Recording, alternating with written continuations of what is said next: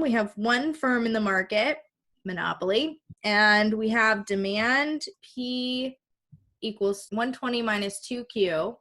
And then we've got a marginal cost equation and a fixed cost, no fixed costs, okay? So only marginal costs in this example. Now we're gonna find the marginal revenue curve. We're gonna find the firm's profit maximizing quantity. That will be given by the point where marginal revenue is equal to marginal cost. And then we're going to find the price that the firm will charge in order to maximize its profits by plugging the quantity back into the demand curve to get the price. Let's go step by step through this problem. So first step is to find marginal revenue.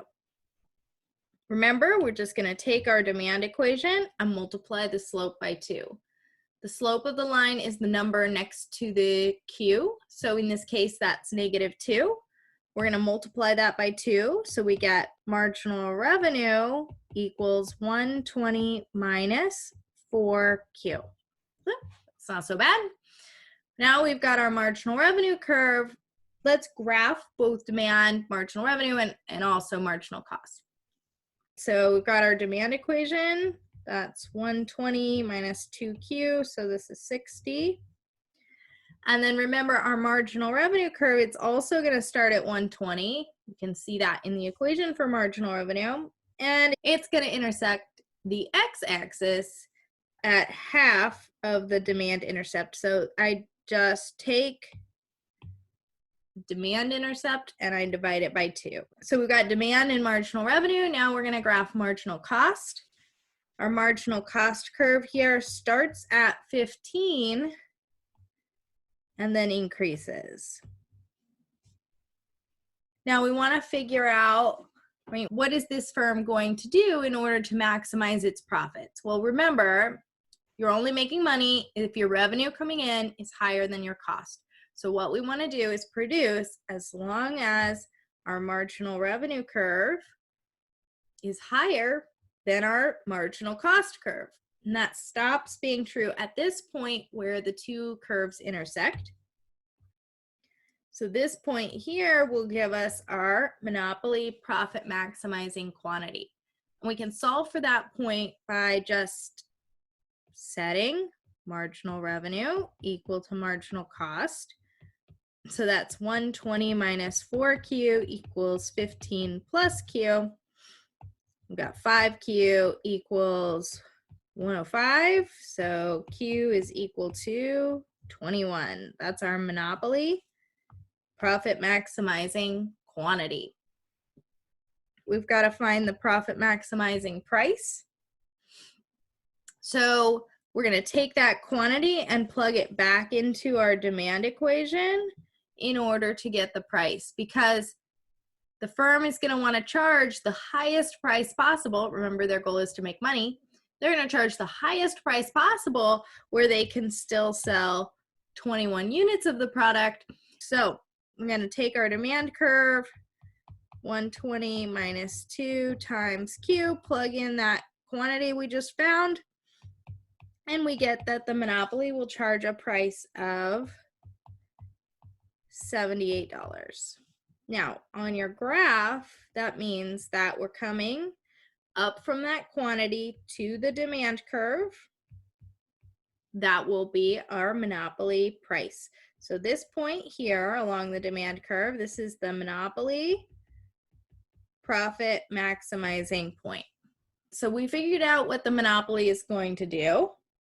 Now we want to compare that to a competitive market. How is a monopoly market different from a competitive market? Remember that in competition, we produce as long as the price is higher than the marginal cost curve. This is where price is equal to marginal cost.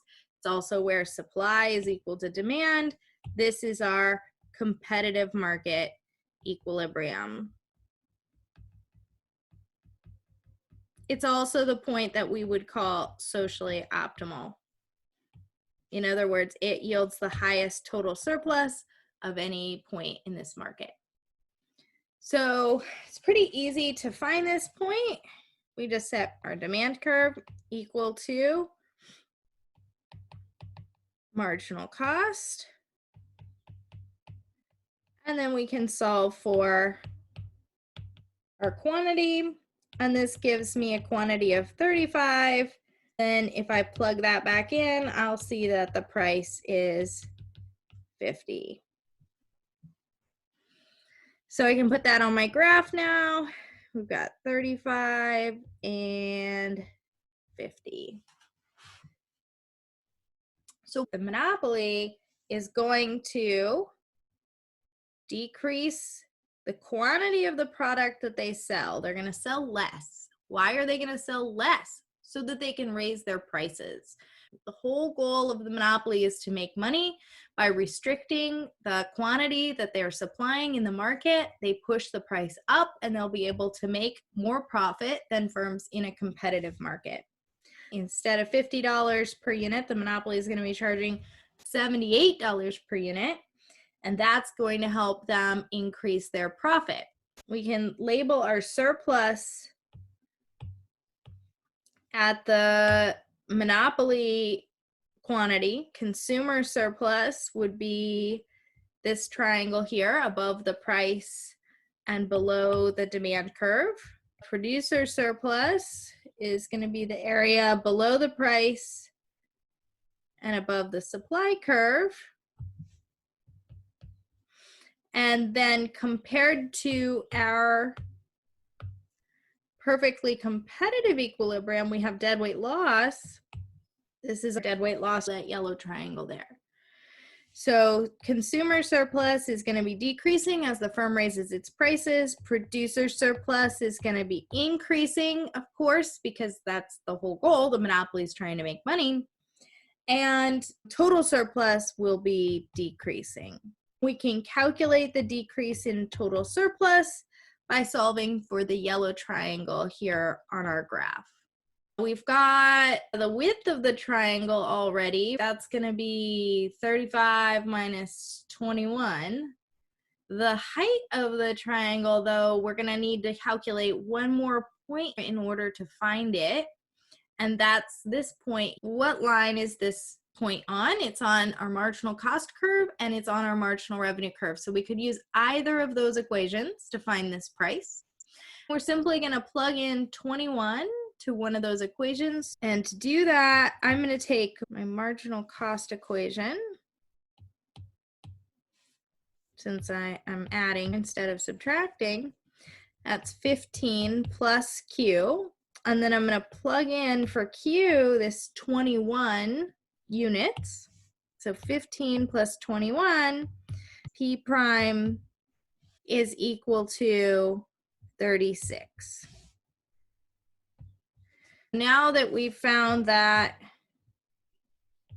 extra point on our graph, we can calculate the deadweight loss. It'll be 1/2 times the height of the triangle will be 78 minus 36, and then the width of the triangle is 35 minus 21.